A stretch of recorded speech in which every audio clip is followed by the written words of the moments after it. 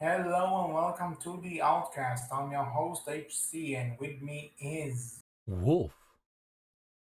And today we are continuing our Godzillathon, I guess this is how we're calling it.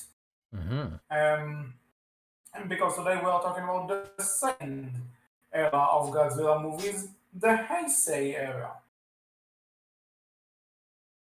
So, Mm-hmm. Wolf, I'm assuming you know nothing about this era as well until we started prepping for this episode. Yep. Pretty much. I know Okay, nothing and Godzilla. Again, to repeat, I know nothing Godzilla except that he existed and some of his different looks. And my first intro to Godzilla was the Roland Emmerich film in '98, we'll talk about that one in a bit. But which technically is a part of this era. yeah, we'll mention it. Don't worry, we will, Fun, because it does kind of connect to this era in a sense. So we will fun. mention it. But Can't wait. the Heisei era of Godzilla. I think this is a really interesting one because a lot of people would probably tell you it's the best era. I won't go that far. Like it's a lot more focused and a It's lot more more. it's more story driven. I felt at least compared. All right, Yeah, so I've not seen all of the eras yet. The only thing I've got to go off of is the Heisei era and the the Shaw era, the the original. Showa era. So the first era. So all I have is the first two eras to go off of so far. But this era, compared to the movies I saw in the Showa era, definitely seems more story focused, and it seems to be more interconnected. Not to the degree that you have to see the movies that came before in order to understand what's going on in the movie that you're currently watching, but like say you'll see recurring characters, not just Godzilla, but you'll see recurring human characters. Like one character that goes through pretty much, I think, every film except maybe Godzilla versus Mothra is, I think her name is, let me check and make sure. Mickey? What are we Miki? talking about? Yeah, What? Miki. Miki. She's the girl who is psychic and can psychically connect with Godzilla Mhm. because psychics exist now in the Godzilla Yeah, universe. it's not really that surprising. Let's be honest. I mean, to be fair, right? Like this is more grounded than the Showa era tend to be. Like, Mhm. I watched the show. I say this Godzilla versus Mothra, but we'll get to that one. But Mhm. in general, though, this era did tend to be more grounded. It had a more grounded approach. There wasn't as much of a fanciful, element to it. Like you didn't have aliens. You didn't have you know, You don't have most aliens. You don't have King Caesar or Jack Jaguar or all yeah, those other stuff. It's yeah. it's just it takes itself a bit more seriously. Some Hmm. parts are still a bit goofy, Yeah. and there are some stuff that I would question the logic of. Yeah. Other than the, but other than this, I would say it is a very much welcome era. Not my personal favorite, Something but I'll yeah, in watching, I watched almost all these films. The only one I didn't get to watch was Godzilla versus Space Godzilla, and I didn't get to finish Godzilla versus Destroyer for our audience's sake, so they know.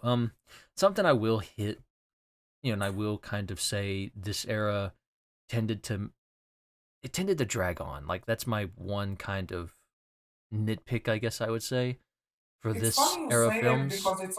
because it's only 7 movies compared to the previous 15. But the previous movies tended to I don't know, to me, right? Like this set of films, these seven, tended to feel like, all right, I'm kind of done with the human story now. I want to get to the big monster fight, and you're kind of Mhm. making me still watch the human story, and I don't care as much at the moment.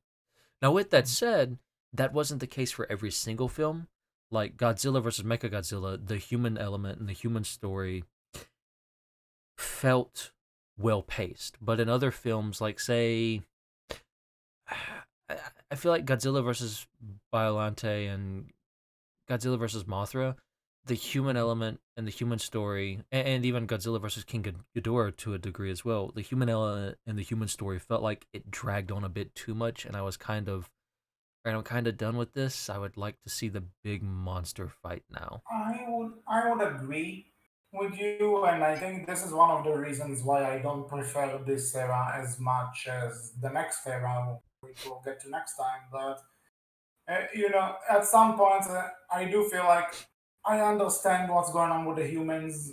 Can we cut a bit of those scenes and actually get to the very impressive monster fights? Like the monster Oh fights yeah. have seen a tremendous upgrade Hmm. throughout this decade.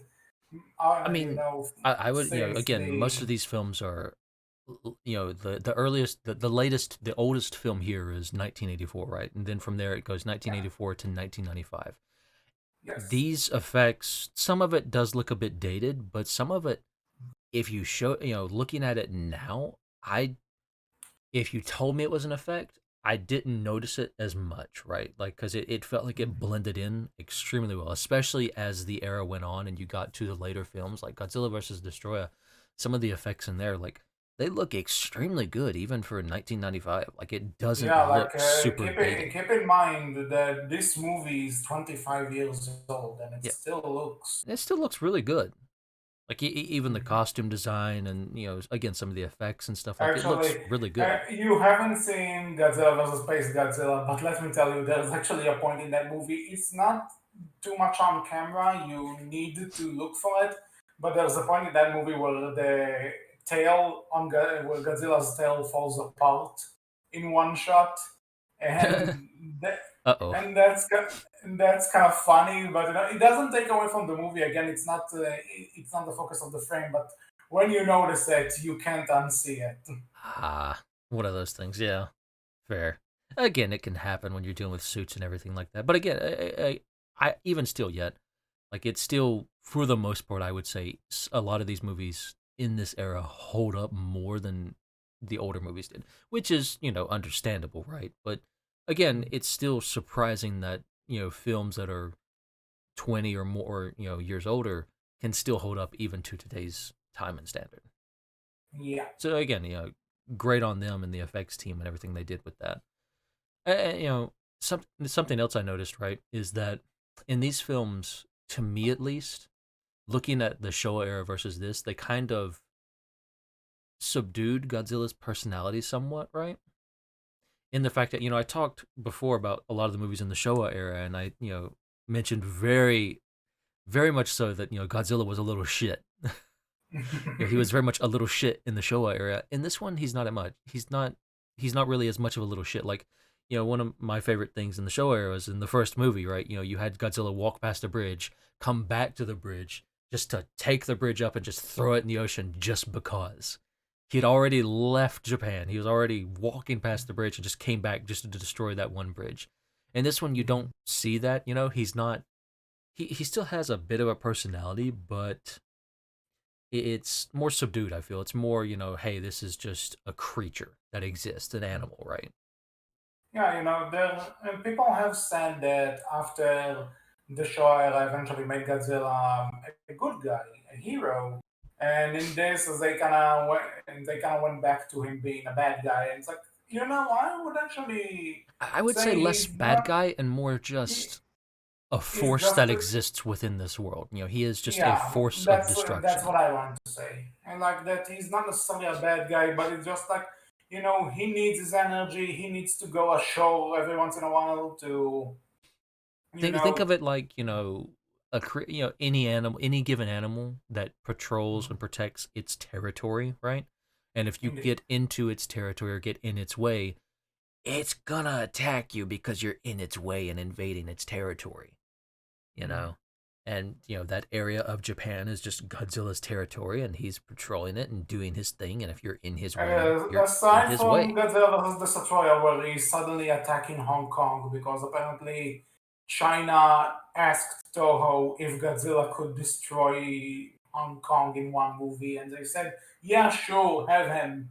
And To that's be fair, I mean, again, they do give kind of a good explanation even for that because you do have yeah. Godzilla's Oh, I'm not rampaging saying that there's because no. I'm not saying that there's no good explanation. I'm just fair. saying that it's kind of funny that Okay. China actually asked the company, "Hey, can Godzilla destroy our capital?" And it's like, yeah, sure, take him. But Right. the That is a one bit funny. other But yeah, thing fair. The one other thing I should point out, I should have said it before, is that one thing I found interesting that with the '84 Godzilla, usually called the Return of Godzilla, but Hmm. some people just call it Godzilla '84 or '85 because that's when it was released in America. That this era, aside from the very first Godzilla movie, it it kind of treats the other movies as if they never happened. Hmm. Noticed. This is like a soft reboot. It ignore the first movie exists, but everything happening after this is not canonical to this era. It still takes place. And the Return of Godzilla still takes place 30 years after the original, but all the movies that happened in those 30 years, non-canon. Yeah, the first the Showa only Showa era movie that matters is the 1954 Godzilla, which I actually kind of liked because it probably would have been a little bit weird to try and take all those other movies and try and work them in canonically, right? So I kind of Yeah. enjoy since you've had from the Return of Godzilla to the last Godzilla movie, which from the Showa era, which was Terror of Mechagodzilla, it's almost a 10 year or so gap. So it's kind of nice, after 10 years, I would say, to just come back and say, all right, we're resetting Godzilla back to moment one. Let's, go through this and do something vastly different, right? And Yeah, so and I you, do like it because they do have, interesting takes on some of the characters mhm. which we'll get to as we go movie by movie. But, and some of those changes I really like and prefer to the original. Like, I Mhm. prefer Godzilla Junior a lot more to Mia from the original. Yeah. Yeah, Baby Godzilla is a lot more enjoyable So, shall we go and over doesn't movie look by as movie? goofy. Or Oh, yeah, sure. Like, Actually, aside from Space Godzilla, in Space Godzilla, he like it's like a middle movie for him, and he looks a bit like the old Minya in that one. But who cares? we'll just ignore Okay, that one. I did. I. Mhm. Not So, not on purpose. the Return of Godzilla, or Godzilla 1984, or Godzilla 1985, whatever you want to call it. Hmm. Um, I think it's all right. Like I it, would say this is my probably third favorite of this era from what I've seen so far.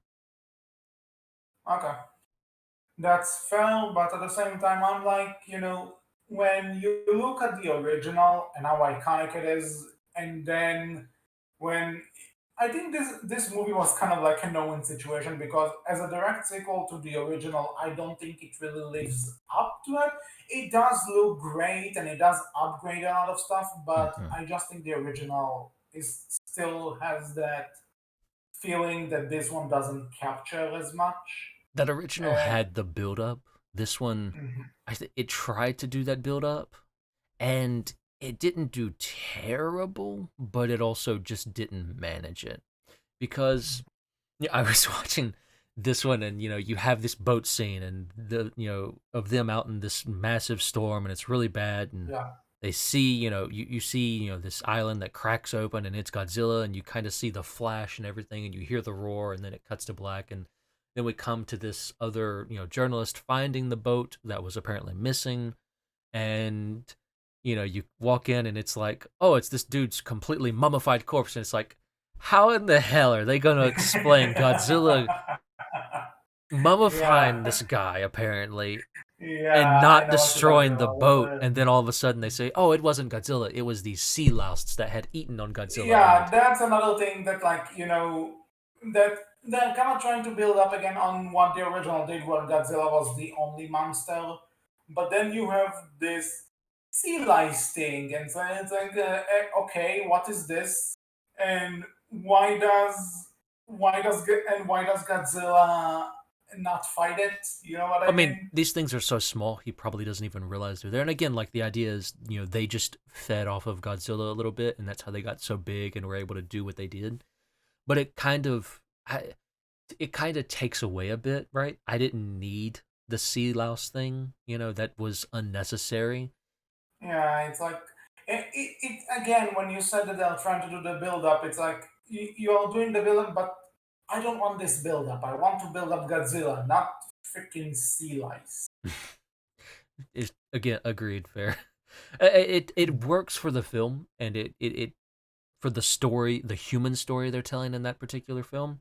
But again, it's not great build up for Godzilla. It's not focused on Godzilla as But much I and will building up say him. though that that's the stuff I don't really care about. What but when Godzilla does show up, this Hmm. suit for like the 80s looks great. And there's actually some points where they close up on Godzilla as he's destroying buildings, and it looks like he's laughing. And I don't know, I found this really adorable for some reason. But like and the camera like closes in on him, and he's like, I'm destroying buildings. And they also redid, and they redid the train scene too, and that again looked just even better this time around, right? Yeah, but this is exactly the thing that it's not a remake; it's a sequel. But it's one of But they're those sequels redoing that, some scenes shot for shot. yeah, Yet kind of like, what are you here? Are you a remake or are you a sequel? You're kind of trying to be a little bit of both. yeah. So in a sense, if you talk about it as just a sequel to the original, it's too similar to the original without being the original. Hmm. But then if you look at it in comparison to everything else that came before it, it's kind of like, okay, so what tone are we going for here? Because again, You know, this was 10 years after Terror Mecha Godzilla for a lot of people. hmm So imagine, so you are coming in with a fresh perspective. I get it, but in today's day and age, where you're marathoning these movies, uh, you don't really have another option. It's kind of like, okay, so we'll just. It feels like backpedaling on a lot of things, which again is probably the point, but I would it's too say glaring to me. I would say Godzilla versus Destroyer is a better sequel than Return of Mhm. Godzilla is. Yeah, yeah, Return of Godzilla is I would say it's like this. It's this midway point between a sequel and a remake, and it does that job decently enough, right? It kind of sets the tone for this era of movies, and I think it does pretty well. Again, setting the tone for this era of movies and kind of getting you into that mindset of all right, you're going to see more of the human element in these movies. We're going to build more of a story between each movie, and we're going to have some recurring characters between each movie, and you're going to see more of you know the human element before we get to the big monster fights. And it's again, this movie sets that tone a lot more, I think. yep. I agree. Again, not a terrible movie. Like I would even say it's good. Just there are some parts where I'm like, you could have done this a bit better. Agreed. And again, like I come back to that element of it kind of feeling like it overstayed its welcome. Like pretty much all the films in this era are about an hour and 40 minutes long. And to me, there were points where, okay, you could kind of cut this human character interaction here. I don't really need it. It's not bad. There's nothing wrong with it, but I'm not as interested personally, I will admit. So this hour 40 film feels like it could take 10, 15, maybe even 20 minutes away, and I would still get everything I needed to get and understand it and be perfectly fine and, still have a great film. Maybe that's just me, but that's how I felt. But I will say, one particular thing I really enjoyed about the return of Godzilla was the old homeless guy. I love how he's like, he's stealing all the food in this restaurant, and Godzilla comes in and he's walking past the restaurant, and this old homeless guy's like, "Fuck you, go away! I'm eating my food." That's literally his response. Like, "I Well, want to eat. Leave me alone." He's just yeah, fussing at Godzilla. guy is persistent. Like I love this homeless dude who just gives zero shits. I love him. And he has another scene Yeah. where like he's outside and he's like, oh, this is a nice bag. I'm gonna take this bag, and he's walking away, and Godzilla comes and he kind of trips and falls, and he's like, leave me alone. This is my bag. Go away. Like giant Godzilla monster. I versus don't homeless I guy. don't think he cares, but I love you, homeless man. I love your zero shits given attitude about this giant monster who might just kill you here in 5 seconds, but he doesn't die. I love that. I wish he could have been a recurring character. Would have been great. Oh well, who knows? Okay, but one last thing about Return of Godzilla is that I think I may have told you this in the show era, but you know how in the original they brought the in the American version of the original they brought actor Raymond Burr to like Hmm. do to like play a character named Steve Martin, Yeah. and and in the American version of Return of Godzilla, he is actually reprising that role. Hmm. But the thing is that at that time when the movie came out, Steve Martin, the actor, was popular. So in order to not avoid, to avoid some conflicts with him, they just refer to the character as Mr. Martin. I don't know why I found this funny. I'm easy to amuse with behind the scenes stuff. Well, something else I saw, right? As I watched the Japanese edit for most of these films. I watched one English dub, and that was it. And I think the Mhm. English dub was for no, I watched two English dubs. I think I watched the English dub for Godzilla versus Mothra and the English dub for Godzilla versus Biolante. I think was the other Yeah, English dub I watched. But the rest of them I was yeah. able to It find. makes sense that this is the one you found because this was the one that was originally released close to the film's release date in Japan, But the from rest what of I them know. I was able to find pretty good, Japanese. I was able to find really good subbed versions, which were enjoyable. I think I like the Japanese versions better than some of the American Well, it's edits kind of and dubs. it's not really a brainer. Let's be honest. Fair. But something else I noticed about, Godzilla 1985 was they were going to really heavily edit the American version and get rid of a Yeah. lot of stuff, but it was Raymond Burr who apparently said, no, we're going to do this film the exact way they intended for it to be done. Like they were going to Mhm. take out a lot of the nuclear metaphor stuff, and it Yeah. was him who wanted that to be left in, and he got it left I'm in. not sure if it's this one or another one that I'm confusing it with, but there's a scene where like a satellite is supposed to shoot a missile at Godzilla, and in the American version they change it so that they are firing their missile at Tokyo, and it's like who fucked up there? It was, yeah, if I'm not mistaken, the scene that changed in Return to Godzilla was there's supposed to be a Russian ship within like Tokyo Bay, Yeah, and the commander of the ship is supposed to die. In the Japanese version, he dies trying to stop the launch of the missile. In the American version, yeah, he just outright launches the missile. No shit's given, mhm, right? yeah. And then, that's because, the whole Red Scare thing back during the 70s, 80s, all that stuff, right? America, we need to show we have balls.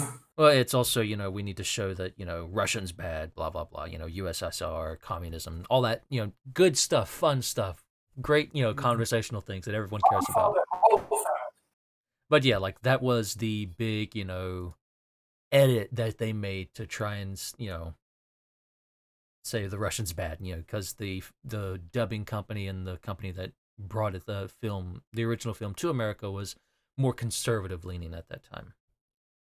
So again, that's like the big edit that they made that they didn't keep the same. But otherwise, Raymond Burr apparently got them to keep a lot of the hey, let's take the nuclear metaphor and everything about how bad that is seriously and keep it the same. So that was actually really cool to read up about a bit and see that Yeah. as an actor he was able to kind of throw his weight around a bit and keep the film mostly the same and intact. And, good on him, honestly. Hmm. So, Godzilla versus Bionante. Yeah, Biolante.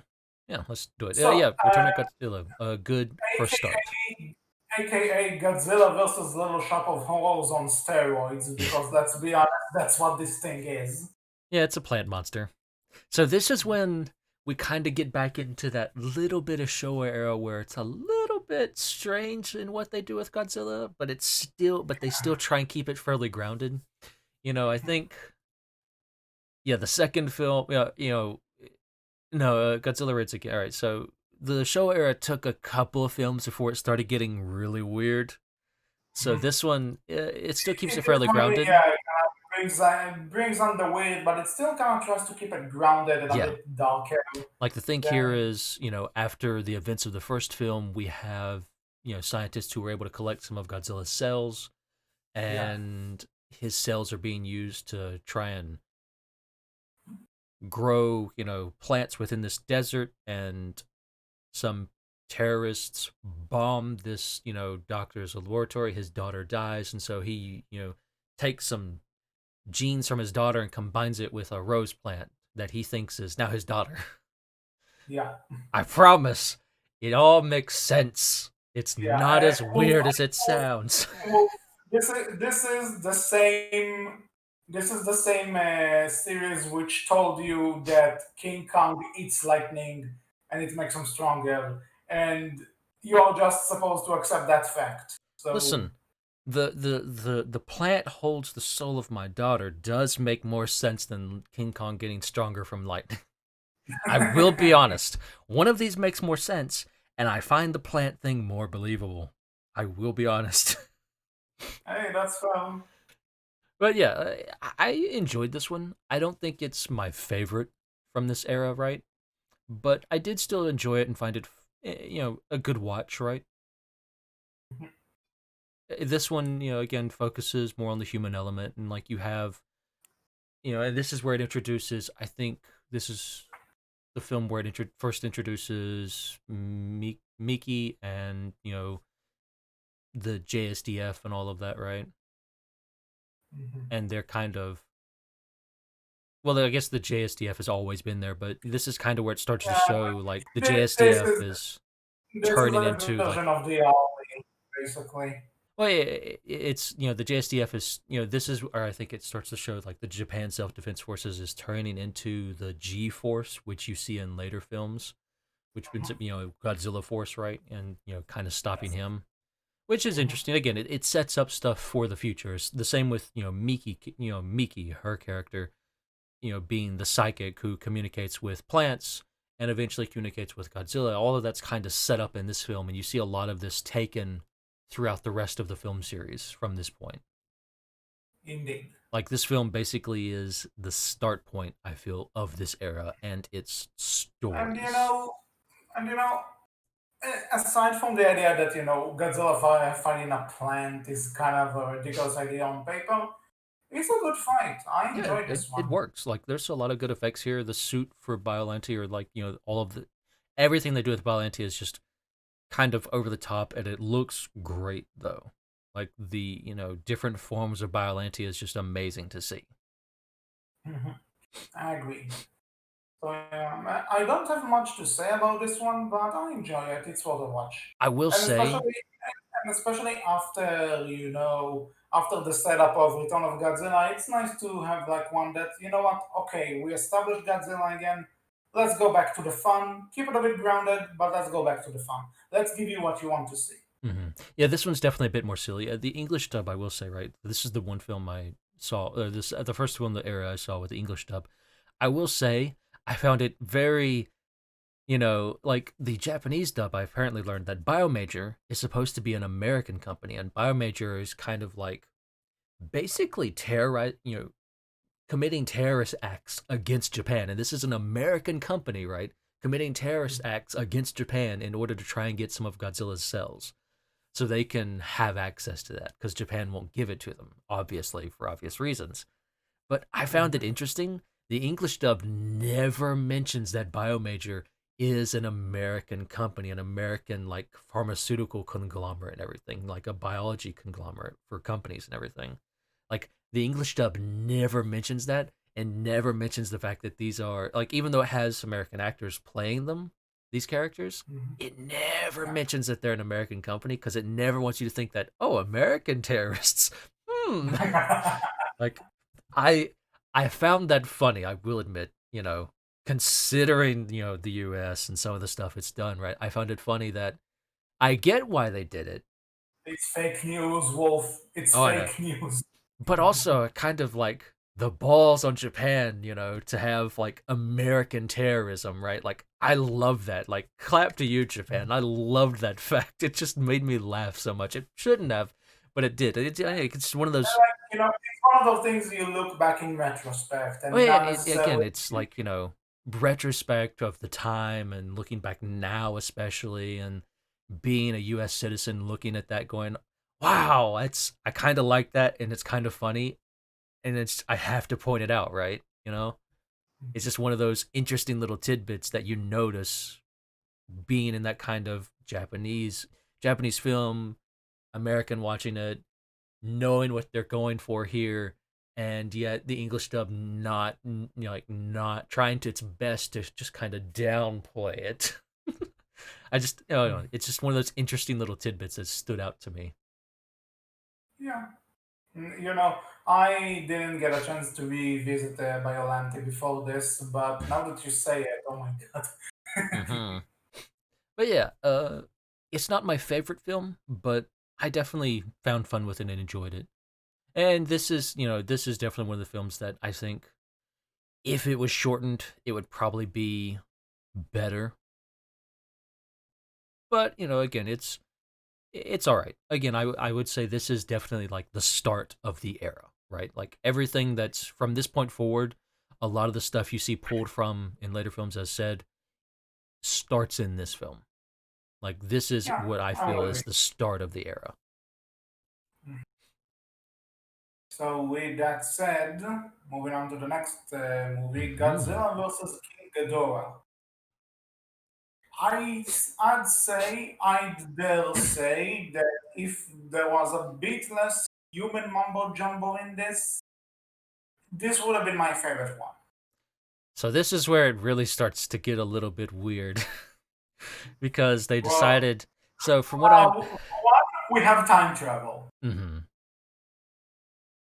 Did you imagine a Godzilla movie with time travel? Be honest, you didn't. I did not know that was unexpected. I will admit, but I will say the Dorats were very cute. Yeah, look what they turned into, but they were cute. No, no doubt about it. So, So to explain, just before, and so let me ask you a few questions since you said this is the one where it gets real. hmm So, for one, Godzilla was before the nuclear blast was actually a dinosaur called a Godzillasaurus. hmm Is this the part you said to yourself? We went back to weird. no, the part I thought was weird was the people from the future and like the mix of, oh, we have a Terminator robot essentially. You can so see the Terminator influences here. Like the Terminator influences are definitely here, I feel. Hands down. So Yeah. I did not expect to see a mix of Back to the Future and Terminator all in one Godzilla movie. That took me for a loop, but I got to admit, Yeah, I this enjoyed it. It was fun. like in terms of Back to the Future, this was the year after Back to the Future 3 was a thing. Hmm. And I think this was the same year as Terminator 2. I'm not entirely No, sure. this was Terminator 2. Yeah, it probably was just Terminator 2. The first Terminator came out in 1984, I believe, 1985. So So, I feel like it wears its so influences on its sleeve somewhat. But there's nothing wrong with that. I think it works for like this film. parents saw some of those sick 80s movies and were like, yeah, let's do that, but with Hmm. Godzilla. And you know what? I'm all up for this sort of shtick. I really like this one. I like the idea of going back in time and removing Godzilla and just seeing what would have happened if we put something else in his place. Hmm. And then the answer is they put those Dorax things, and when the atom bomb goes up, we get Ghidorah. Yep. Yeah, I And also enjoyed, right, like, again, this one is really heavy on the, hey, nuclear, we need to be careful of nuclear waste and just how bad that can be and is, right? Like, this is really heavy on that thing because, yeah, you have them teleport Godzilla to a different location to avoid him getting nuclear irradiated so he doesn't become Godzilla. And yet they come back to the present time and it's like he still gets irradiated from a sub crashing, from a Russian sub crashing in that area, and saying they recovered all the nuclear waste, but they never recovered all the nuclear waste. So Godzilla Yeah, was and you know, still this is the part where irradiated. the movies kind of start going with the entire nuclear thing. Like humans are kind of the villains if you look at it like this. That you Hmm. know, don't mess with nuclear stuff. It just causes more and more destruction, and the fact that Godzilla is kind of inevitable because even if you remove him from his original post, he can still come back. It Just kind of because of you how can much nuclear radiation was present within the world, right? exactly. And nuclear So in a pollution we were doing. And I think this is kind of an interesting way to write on the idea of what the original movie was. It was Hmm. supposed to be a representation of the horrors of an atom bomb or of a Hmm. nuclear, explosion. And this kind of carries that in, less in your face way, which I I mean, like. they even show, like, the people from the future, like, they even talk about how Japan is completely uninhabitable now because of nuclear pollution, right? Which is, again, it's all extremely interesting stuff. And I think, like, this is that potential future, right, is, relayed to you in Godzilla versus Destroyer, because by the end of that movie, if I'm not mistaken, right, Japan is uninhabitable due to nuclear pollution. Not from, well, due to a nuclear explosion, essentially, or a nuclear, I guess, nuclear pollution. We'll get We'll get to to the that. situation. But yeah, We like, get to the I enjoyed what this film kind of does with the film, with Godzilla's original theme and message, right? And how it kind of expands on it and uses that. I also enjoy how this film starts to kind of set the tone for, okay, this is no longer just Japan dealing with Godzilla. There is more to this. Well, I guess Biollante kind of started it a little bit, where you had a little bit of interference from America, but this film too starts to involve more of the world, right? Like you have, the United States, you have Russia, you have China, right? Getting a little bit involved in what's going on with Japan and Ghidorah and Godzilla, right? And kind of lending yeah. aid or different things like that. By the way, if I may mention, you said that you always saw Godzilla in the show. You said you saw Godzilla as like a little shit, but Hmm. there's a point in this movie, like after he comes back, and there's a point where like he goes through the destruction of the city and stuff, and but then there's like a general guy who was apparently saved by the original Godzilla back in Hmm. World War II Yeah. and like when he sees Godzilla, he actually treats him like a friend in a sense. Like he gives him a salute. He's like, and he cries. He's like, "This is a war buddy of mine. This is Hmm. someone I can trust." And then you see Godzilla actually stop and look Almost at him, and acknowledge him in a way. Yeah. he like crawls and he has like, "Yeah, I remember you. I And, remember what I did for you." and And still literally, I was blasts like, his ass. yeah, yeah, but then I was like, oh, that's actually kind of sweet. And Oh then he no, you freaking fell for it. falls at like point blank range, and I'm like, oh, Yeah, he definitely like for remembered him, all right. He definitely liked him, all right. Blasts him to death. Like, I don't think Godzilla care. yeah. But initially this was such like a that. How did I went from an to ooh in such a quick in such a quick transition? This is one thing that would always stick with me for many movie. Hmm. Agreed.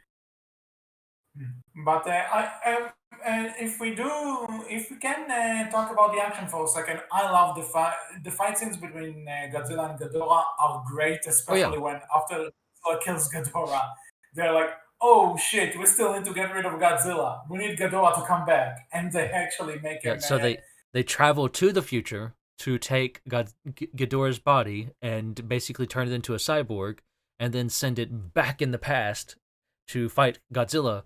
And Godzilla still kills Cyborg Ghidorah, but he at least, they drop Godzilla into the ocean.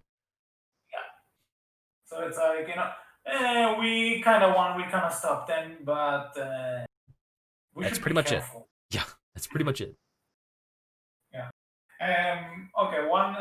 You have anything else to say, or can I point out is this the one of the two? This is the one of the movies you saw in Japanese, right? Yeah, this one I saw. This is when I saw the So Japanese dub for, or tell the me English, because the English because sub. yeah, I saw this English dubbed, and Oh. there's a point like the bad guys like go back to the past initially to replace the Godzilla soldiers. There's a scene with two soldiers, right? Hmm. So you tell me, in because in the English dub there's a point where like one of them tells the other, "It looks like it came from another planet. Should we report this?" And the other guy tells them, "Well, you know what, aliens? Let's keep it as our secret. You can tell your son about it when he's born, Major Spielberg." And I'm like, No, "Huh? that was in the Japanese. That's in the Japanese version too, or at least I Oh, think it okay. is, because I that's just the line they have. I think I Okay, I didn't. was wondering if it was like an American thing to nod, Steven Spielberg and how he made E.T. and Close Encounters from the Third Kind. No, that's just a thing they did. I think Okay, even in the Japanese version, I think that's just the line they gave them. I think, which is kind of okay, dumb, but also kind of great. I love that so much. Like, again, something to point out, right? Like, they have this era did a bit more of, hey, let's get English actors. I don't want to say they're American. They may not be American, but they definitely white Caucasian English actors, right? Let's get some of them involved in these films, and they'll talk English here and there. And also, right, I guess there was a little bit of a language barrier between some of the some of the directors and some of the cast, right? Because some of their line reads are very stilted, somewhat, mhm, yeah, and it's so funny because, like you say, like, well, other soldier, you can go tell Major Spielberg, you can go tell your son about this one day. It's like, yeah, I'm pretty sure the U.S. military wouldn't look at what they consider to be a UFO and just say, let's keep it our secret, Major Spielberg. And it's like, oh my gosh, I love this, and it's so stupid, but I love it. So for the longest time, because I didn't get a chance to see this one in Japanese, I just thought it was a silly American thing. No, I saw But the Japanese dub for this one, and it's pretty much the exact same line read, as far as I'm aware. Unless I too saw the English dub somehow, but I'm pretty sure I didn't because they didn't give any of the Japanese people, English dubbed voices. So I'm pretty sure this was the Japanese dub I watched. 90% sure, and that line's just yeah, the same, and it's so yeah, great. this is like one of those silly lines that you know people like people in Japan thought, let's make a Steven Spielberg because I guess ET was big in Japan, maybe question mark. I mean, maybe there's an actual nod. Someone will have to correct me. Maybe like Steven Spielberg's father was in World War II. I don't know, and that's like an actual nod to. I have no clue. But if it's just a silly thing, it's a silly thing, and again, I respect that. It's funny. That's a fun, silly thing to do. I think that I don't think anyone would really care about. I'm sure Steven Yeah. Spielberg loved it. If he saw that movie, that's. But yeah, this is a great one. I really like it. Could have cut a bit of the mumbo jumbo with the humans, but I think it's a great one. I mean, I love the human part in this one personally. This one is one of the few that didn't entirely overstay its welcome. It did a little bit too closer to the end, but for the most part, I still enjoyed it. But I enjoyed it because the actor they had play the quote unquote robot character, he was an Yeah. android from the future. The actor they played had play him. It seemed like they told him, "Hey, have fun with it," and it seemed like he had a lot of fun because he was very kind of over the top when he was doing the robot moments. I loved one moment where they're trying to show him like running fast, and it looks like he's just kind of hovering while doing like the arm motions of running. It's so goofy looking, but I love it, and it's like you can tell he knows it's goofy looking, but he's still trying to like keep a straight face and be serious about it and everything. And I don't know. It just looks like he had a lot of fun, and I love that. Again, this film, the silliness starts here, but it looks like everyone was kind of on board with the silliness and just had fun with it. Yeah, So I I would respect agree that with a you. lot. I enjoyed this one for that. I wouldn't say it's my Yeah, absolute favorite from this era, but it definitely, like, the silliness of it kind of stole the show somewhat for me. it's one of my favorites too. So, moving on to the one you saw way in advance, Godzilla Hmm. versus Mothra. So I noticed something Mhm. watching the rest of the films from this era. This film Yeah, is very much set apart. Like, there is nothing from the previous film. Like, like Godzilla versus King Ghidorah takes a bit from Godzilla versus Biollante, and Godzilla yeah, versus this is the Biollante one takes a that's the bit from most Return of standalone, Godzilla. I would say. But Godzilla versus Mothra takes nothing from Godzilla versus King Ghidorah, and Godzilla versus Mechagodzilla 2, which comes after Godzilla versus Mothra, takes Yeah, it takes from nothing from this Godzilla film. Junior, yes. So that one kind of threw me for a loop because I expected to see more of the cosmos later, but nada. I think Godzilla versus Space Godzilla has something to do with It Mothra. has some, we'll get to it in a bit. Okay. Okay. But yeah, like, this film feels very standalone out of this era compared to the rest, Yeah, which surprises me. it's the most, it's the most on its own thing, Do, doing my thing, doing the, I'm doing my thing. I'll just be here, and I won't necessarily be a remake of the original because the plots are very different. Yeah, compared to the original Godzilla versus Mothra, from what I understand, this one's very different from that. But it's this one is But it's not a definitely. bad different. Oh But no, it's no, not a bad different, not at all, honestly. not at all. But this one, I feel, having watched this one during the Showa era and watching the rest of the Heisei era films now, I feel like this film is more in line with the Showa era than any of the other films.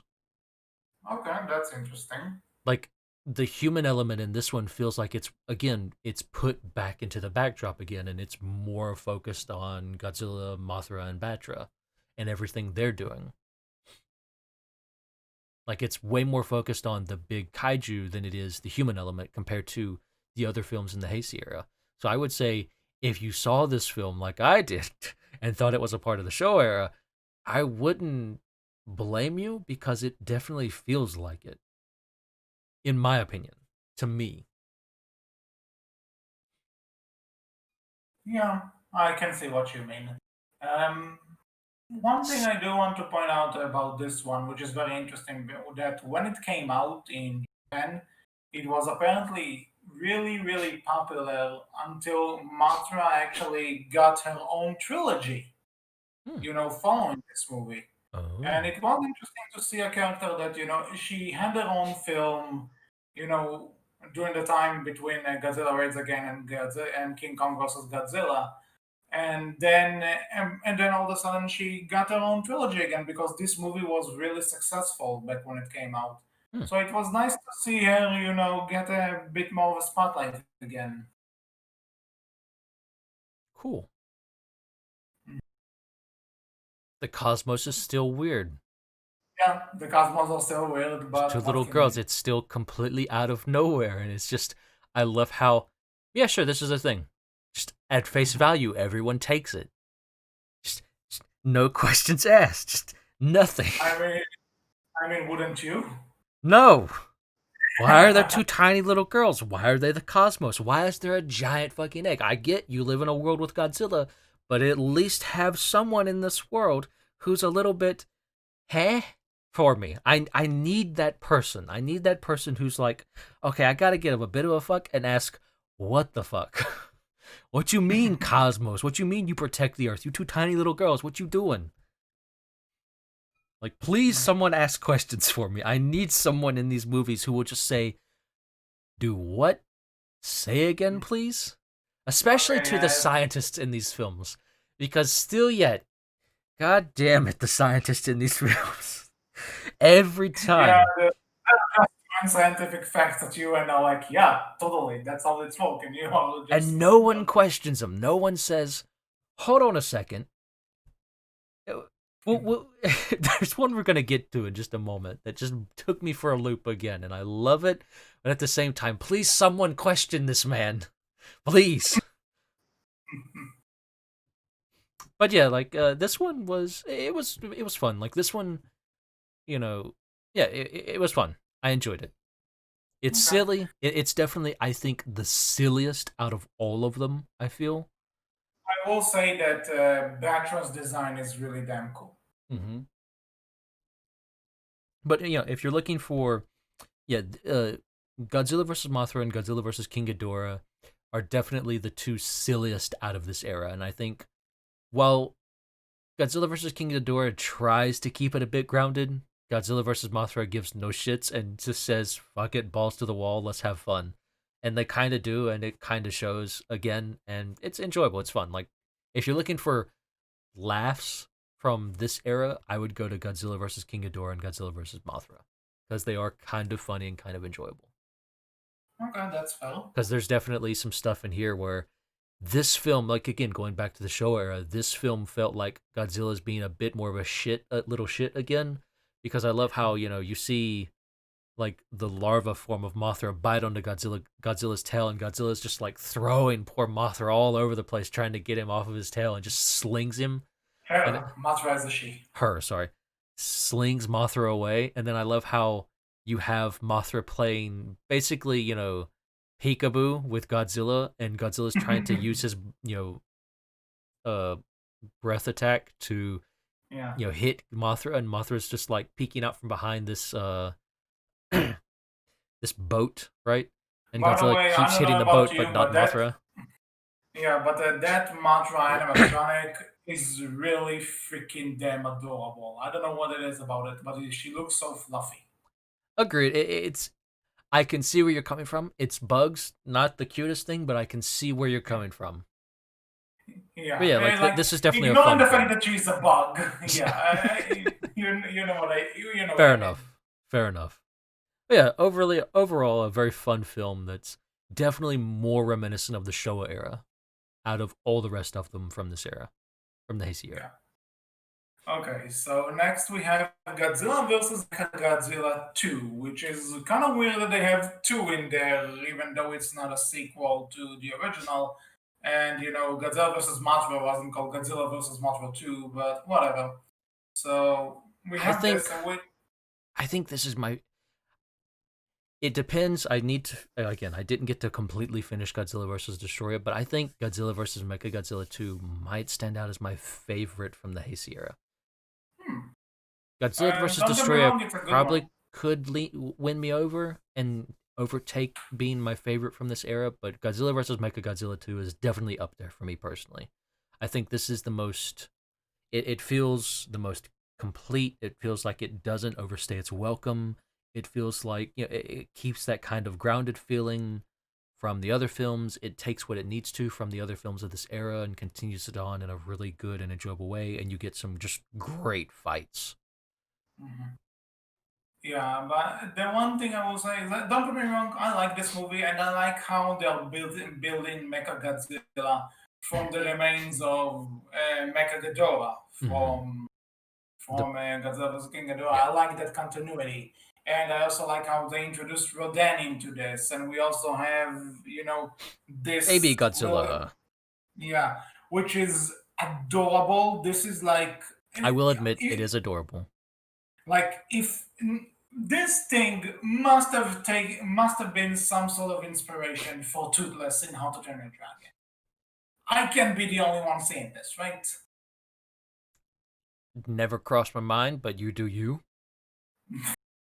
Of course, it didn't cross your mind, but whatever. But because it has this baby reptilish face, and Oh I no, don't know. I get you. It is very adorable, but Toothless never crossed my mind. I'll admit.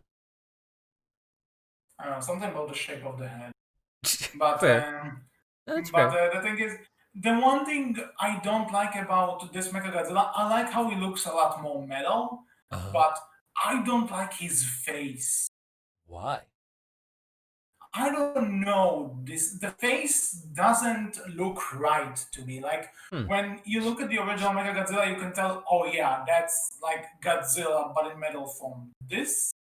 This looks like everything is chrome in the future Godzilla, not a metallic one. I didn't. notice too much. I'll be honest. It didn't really Yeah, stand out to me fair. as I much. don't know. I just don't like its face. I don't know why. That's Don't get fair. me wrong. Again, In terms of weapons, it's cool. The fight scenes are great, and I like how it mhm. combines with the military weapons to become stronger. That's really cool. But something about that face rubs me the wrong way. I don't know. Fair enough. But on that note, I also like the idea that instead of, in the original Godzilla was the good guy and Mechagodzilla was the bad guy. Here, Mechagodzilla is a weapon the army creates in order to fight Godzilla. I Well, like this this change.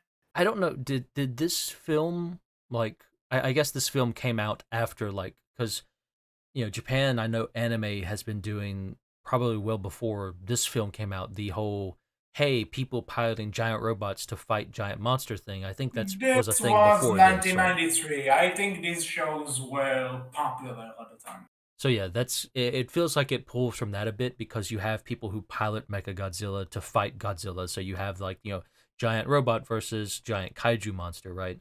So it feels like they were kind of pulling from that from inspiration and said, okay, let's make that Pacific kind of Rim film is a here. Godzilla versus Mechagodzilla 2 ripoff, called it. I mean, I'm technically,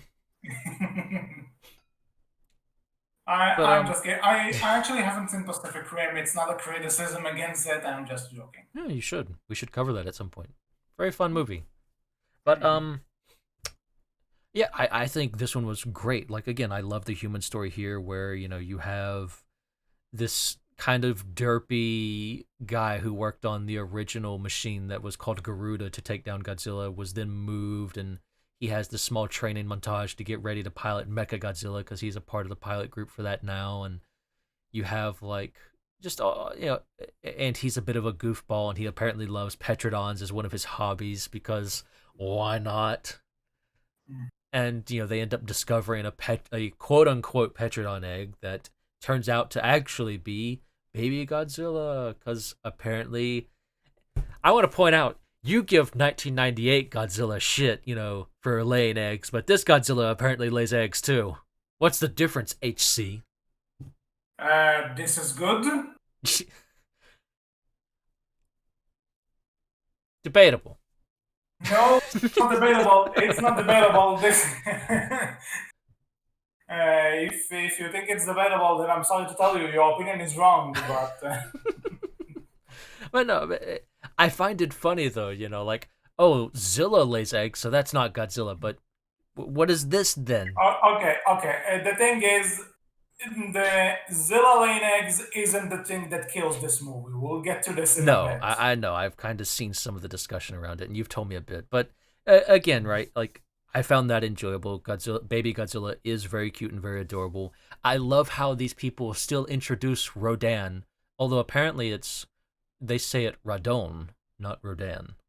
But everyone just People keeps call calling. him Rodan mostly, so I'm Yeah, going with Rodan. I love how they still introduce Rodan though in this kind of like, wait a minute, it's Rodan. He's always been there still. I'm like, motherfuckers, you have not introduced Rodan before this. You can't just act like he's always been there. Please. And then they also, like, Baby Godzilla hatches. And this is where I was talking about that scientist thing where they just go from point A to point E, just completely skip everything in between. And, like, this scientist comes in and it's like, yes, Baby Godzilla seems to definitely be an herbivore. I'm like, what you fucking mean he's an herbivore?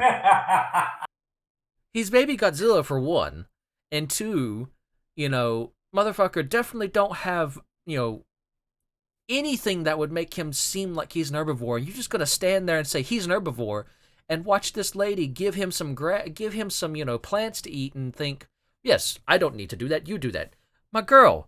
What the fuck you testing his theory for him? He just jumped from point A to point E, nothing in between, and you're just gonna take him at his word? Please question him before this thing bites you. Please make his ass feed the baby Godzilla. That way, if he gets eaten, at least it's his own dumbass fault because he's the one that jumped from point A to point E with nothing in between, and none of y'all motherfuckers questioned him at all because scientists. Please question these scientists in this world. God, please. They just jump from point A to point E, nothing in between, and you just accept it, people. Come on. This is why Godzilla comes and destroys all of you in this world. Man, I got you off on the vent. Wolf versus Godzilla scientists.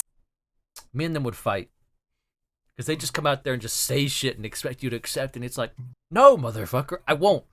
I want something that says, I want someone here to question you a little bit to say, well, what? How did you come to this conclusion all of a sudden? And if you just say, well, it's obvious, and here's why, I'm gonna slap you. You're obvious, and it's Okay. why better be damn good. I also love how, apparently Godzilla has a second brain now in his hip. Yeah. Just because. No, but, and they use that, and that's how they almost kill Godzilla in this one. And then Rodan comes over. This was actually an alternate ending, but we'll get to it. Oh, okay.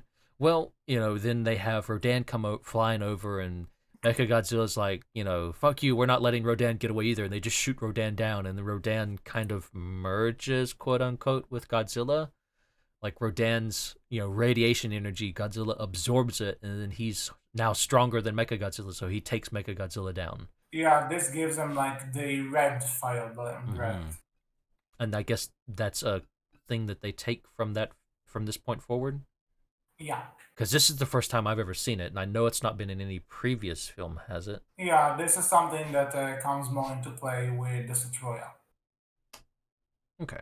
So it definitely comes more into play in future eras then? Hmm. Okay. Neat. Yeah, future eras, use this, but without really the explanation.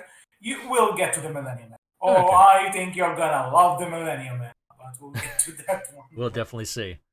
But yeah, like I think this is definitely one of my more favorite films from this era. Like there's just a lot of good stuff Yeah. here that really comes Science together. mumbo jumbo aside, which you are expected to Again, buy, I I think. give it a lot of shit, but I do enjoy it. Mhm.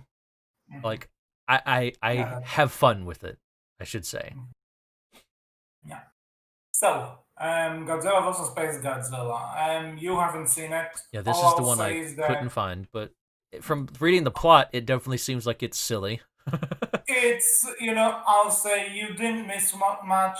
It's fine. It's good. It's, good, cheesy fun. And again, the scene where Godzilla's tail falls off.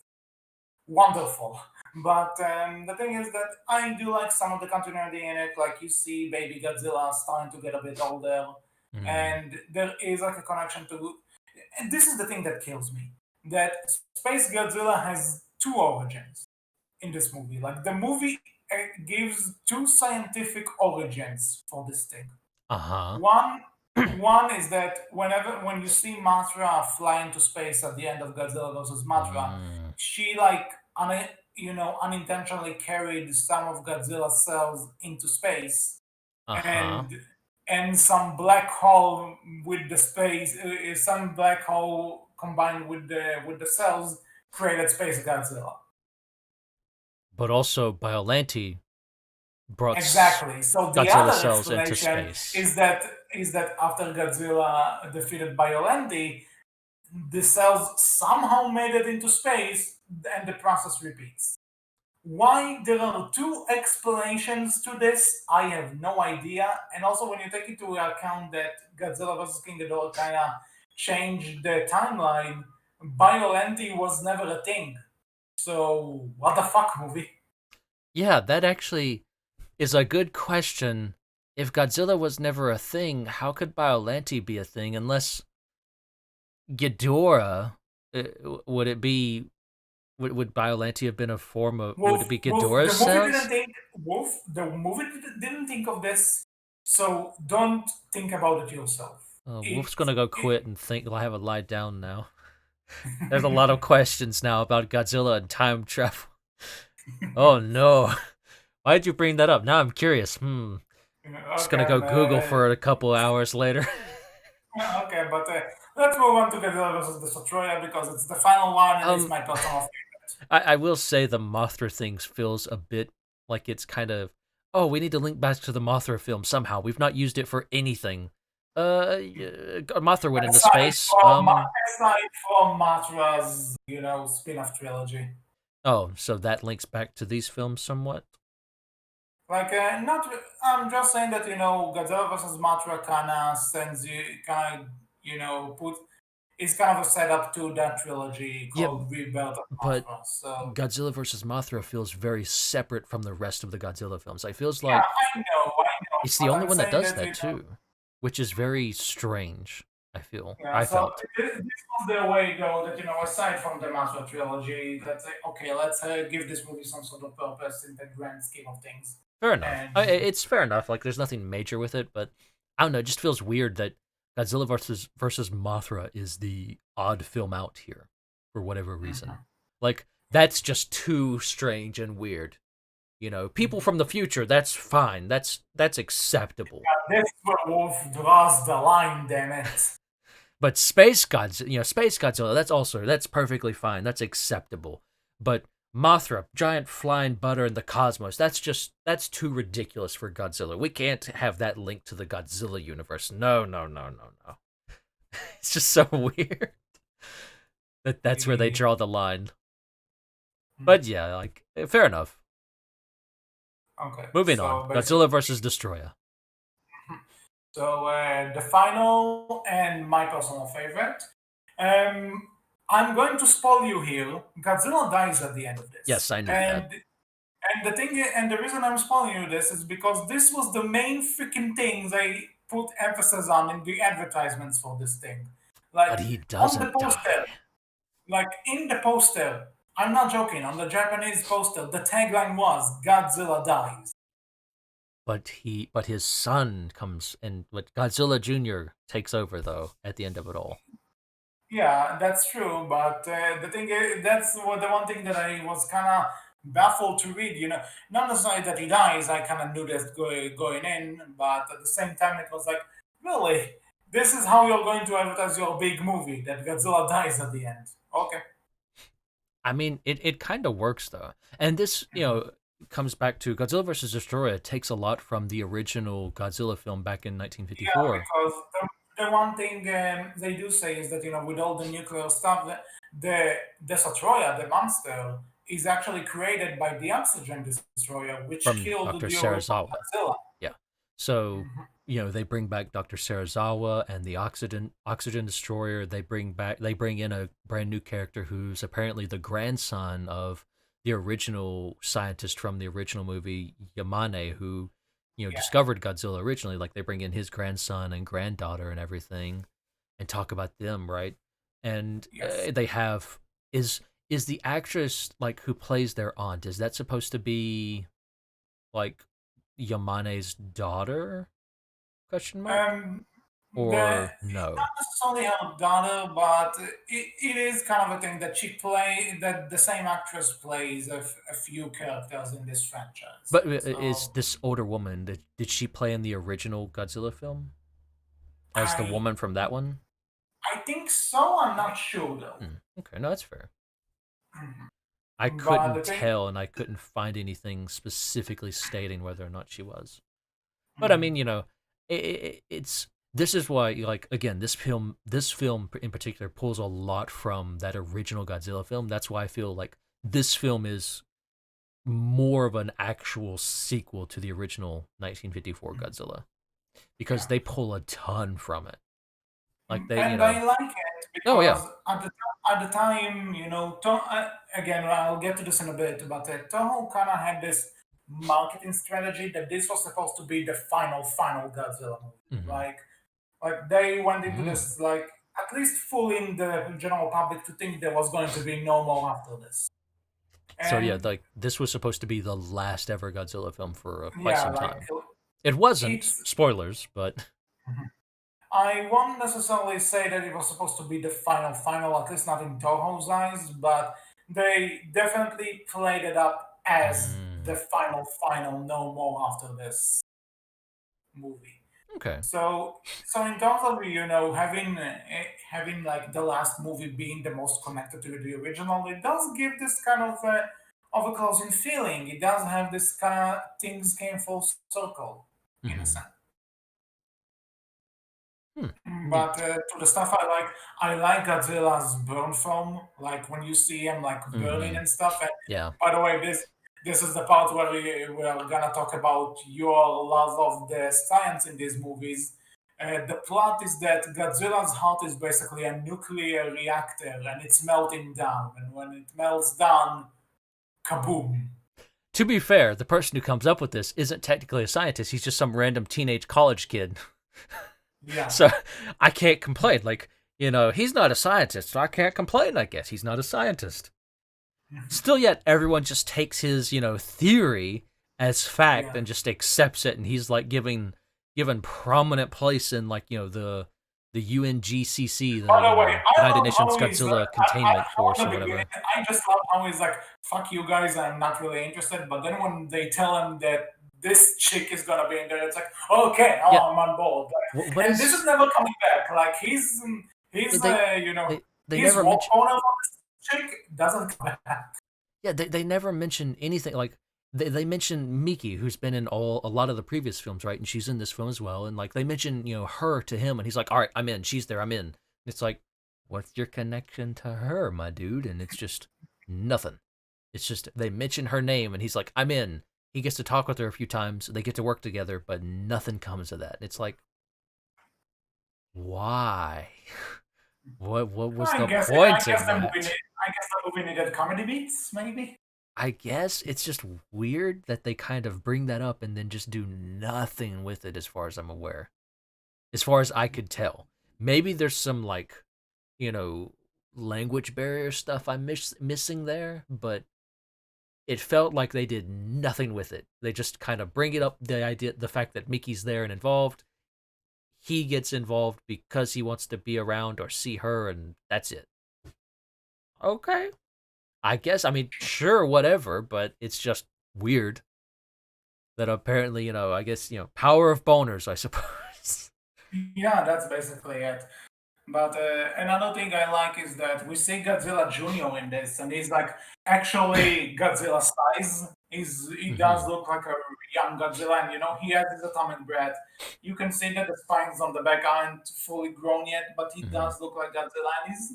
And I like this idea that we actually see him starting to resemble his freaking father. So, wait, Godzilla laid the egg originally, right? Or no? Mm, yeah, That's kind never of. quite explained. So No, not at is this Godzilla, not Godzilla Junior, but is this Godzilla male or female then? all. I have questions, HC. Yeah, I know you have questions. Guess what? A lot of other people have these questions, but nothing Is this came a of it. is this because of the timeline change? Because the future people, or and that's why Don't, Godzilla's now don't, female? But don't, Godzilla was don't, originally male? don't, I gotta dive down a rabbit hole don't, later. don't. I'll report back Please to you with my don't. findings. I won't. Yeah, and But if I okay, find okay. The question is, the answer is Shigeru Miyamoto is Godzilla Junior's mother. that brings up even more questions now. If you don't know, I'm joking about the entire who's Bowser Jr.'s mother Yes, fiasco. I know. But, again, that just brings up even more questions, though, if that's the case. And if you want to involve Bowser, now that brings up even more questions with Godzilla. Okay, I'm obviously joking. Moving on from this, I like Godzilla Junior in this. I mean, I wouldn't be Desatoya surprised if looks like this the movie is freaking brought that devil. in. Mhm. Mm, Ignore yeah, me. so Yeah, this yeah, is but definitely probably, but it's between this movie and Mechagodzilla 2 for me, of being my favorite of this era. and the thing is, when we actually get to the meltdown part, when we get to Godzilla dying, it's actually really damn effective. Like Mhm. I was legit tearing up when this happened. It's like, how did you get me to feel for this creature? What are you doing, movie?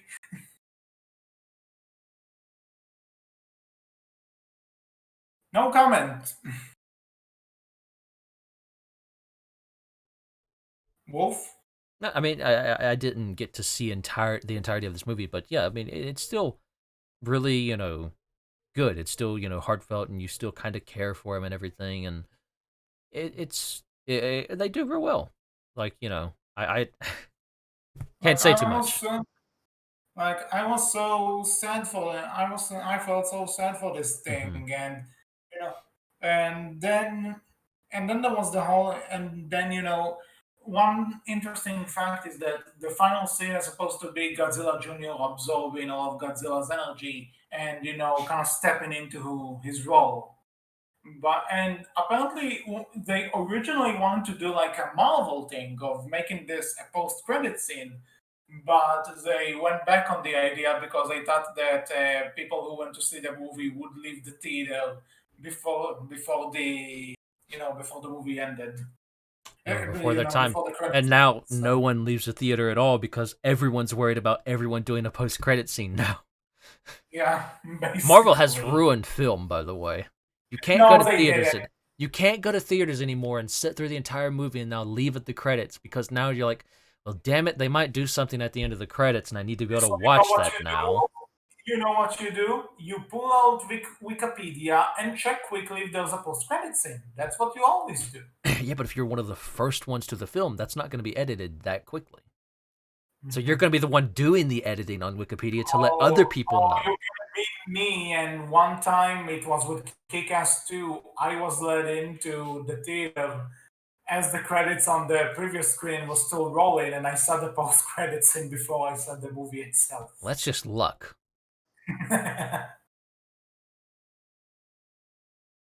But Marvel having ruined the film, anyways. But yeah, I think this is definitely this is probably going to be most people's highlight of this era of the Heisei era, and which completely understandable. I think this is probably the best one, hands down. Like A lot of people would this agree keeps with everything very grounded. Again, it kind of goes back to that we're kind of following the human element more. We're following the Yamane family more, and we're following the guy who's trying to who's working on the same thing Dr. Serizawa was working on, and but trying to avoid recreating his work. And then you have Destroyer becoming a thing and everything, and how that all forms. And you have the worry of Godzilla basically being his own personal nuclear meltdown because Godzilla is essentially a walking nuclear power plant that destroys things, which again is very much in line with the whole forgive me, with the whole nuclear theme and atomic bomb issue, right? Because at the end of the film, right, like other than Godzilla Junior taking in all of the radiation and Japan being habitable again? Question mark. Japan is yeah, they can't drop that plot point. Godzilla does explode, right? He does, but they manage to contain the nuclear fallout from destroying the Earth, and instead it just makes.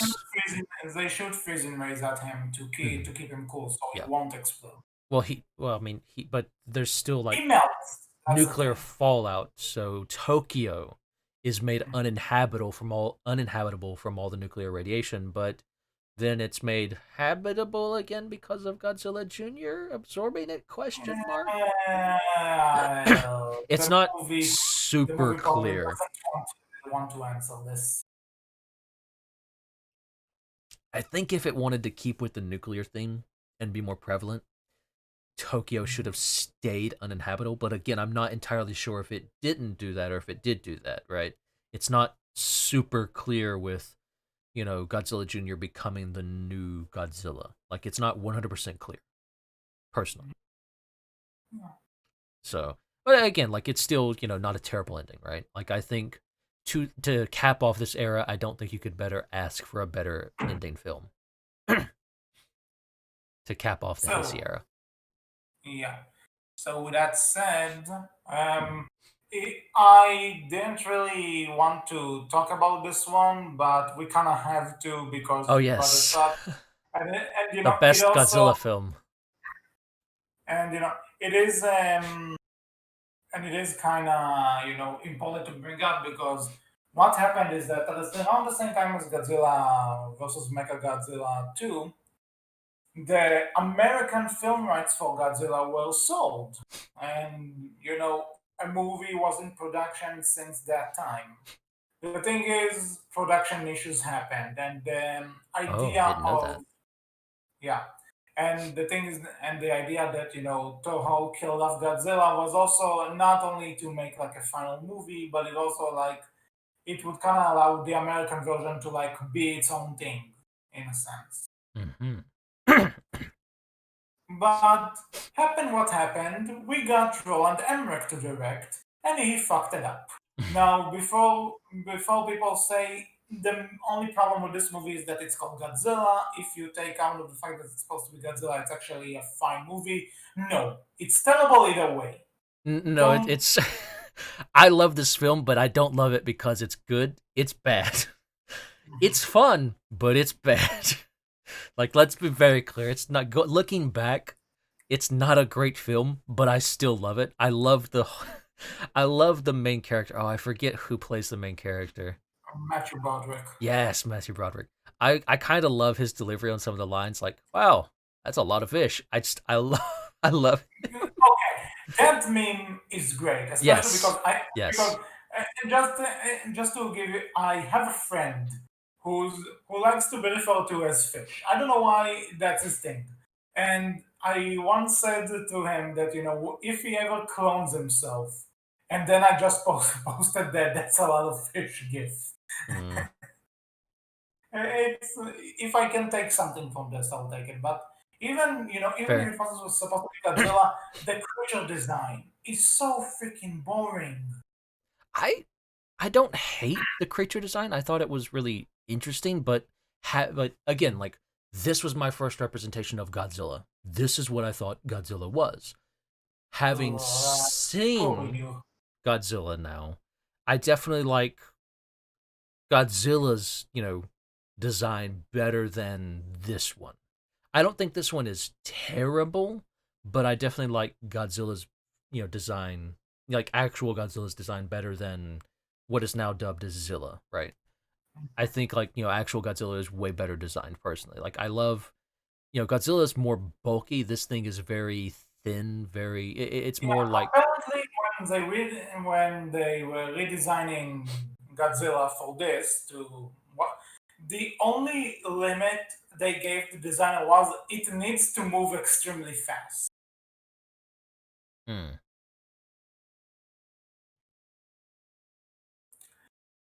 If that sounds stupid, that's because it is. Like Yeah, you everything, gotta give your designer a bit more than that. Otherwise, what you like get is and the what you designer get. itself even said that trying to update Godzilla's original design is disrespectful to the original in his opinion, and completely redesigning it is much more respectful. And it's like, dude, what are you on? Yeah. What what drugs are you doing?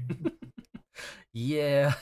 But And then you have Roland Emmerich going about the original draft of the script, being like, the second act was basically two giant monsters going at it, and I just didn't want it. Then why do a Godzilla movie? I don't think Why yeah. do a Godzilla movie? I did not know that. And apparently, the only reason that the studio gave him an okay on this idea on doing Godzilla as is because they had they had this movie in production hell for so long. They just wanted to get the deal out. That's Ah, the only reason why Toho even agreed to the whole thing. They were ah. very skeptical about this one. Well, that their fears came to be passed, unfortunately. And that's the thing I want. That's the reason I want to bring this up because Toho initially planned to give Godzilla a 10-year hiatus after the Satroya, and then for the 50th anniversary, bring him back, out of the blue as a surprise. And this But film was they couldn't end on this film being the bad note that it was. I'm guessing, right? yeah, but then when they signed this movie, they were like, "Oh no, we need to show these people how we do things in downtown Tokyo," and and only a year later, we got Godzilla 2000, which starts the Millennium Era, which we Mhm. will obviously get to next time. I do, you know, again, like when I watched this film way back in the past, when Wolf was much younger. Um, Yeah. again, like this was my representation of Godzilla. And getting older and being more on the internet now and it becoming more of a thing, you know, I always understood that this film wasn't liked by the fandom of Godzilla, and I never quite understood why exactly. Having watched Godzilla now and some of the older films now, I actually kind of get why the fandom. Forgive me, losing my voice a bit here. I actually do kind of understand now why the fandom doesn't like this film as much, because there is a lot here that's just not in that kind of theme and idea of Godzilla, right? Like you have Godzilla in this film just kind of run away from the military a lot, and Yeah, it's I don't like this for one. Like, and he also tries to fake them out, and they keep missing him. Like, how can you? And the only reason they miss him is because they need to save it for the ending where they shoot him down. yeah, Why does the military kill him? It's not it's supposed to work like this. yeah, yeah, There is yeah. there's a natural evolution Uh of oh, things, and one of them is that missiles don't kill Godzilla. yeah. It's They it's just worth don't.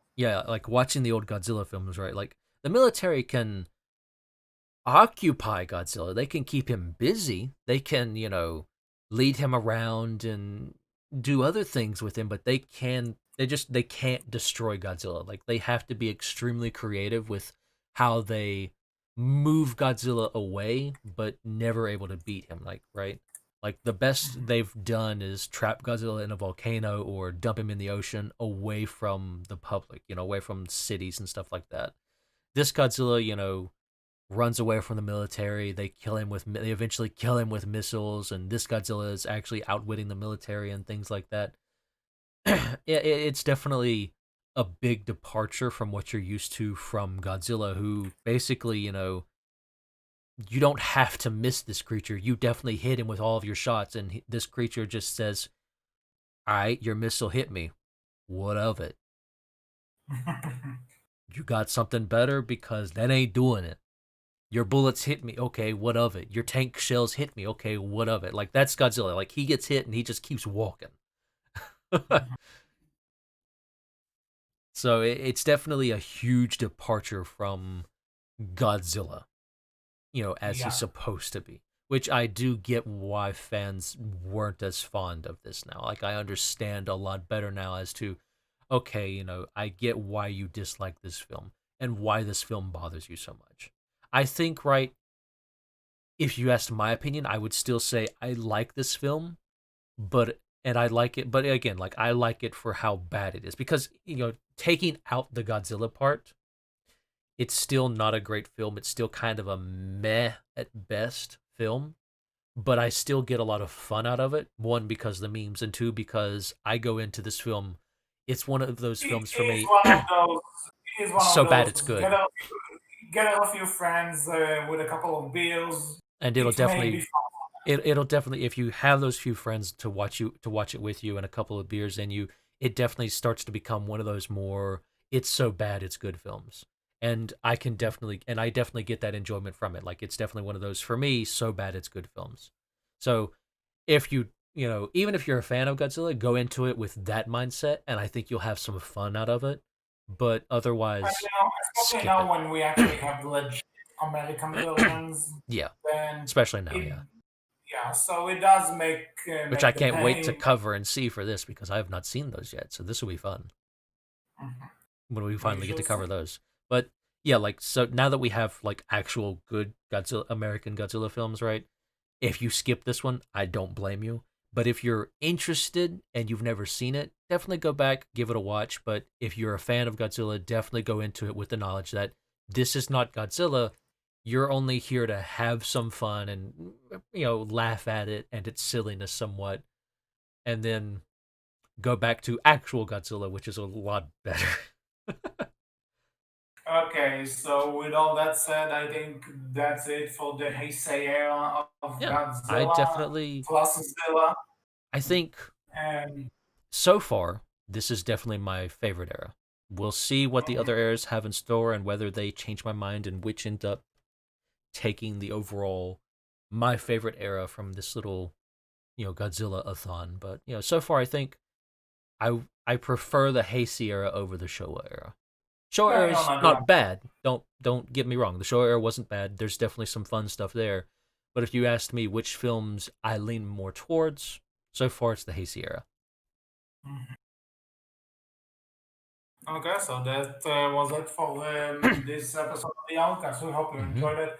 What do you think about the history of Godzilla? Oh, what are your thoughts on Zilla? The correct answer is it sucks, but that's another story.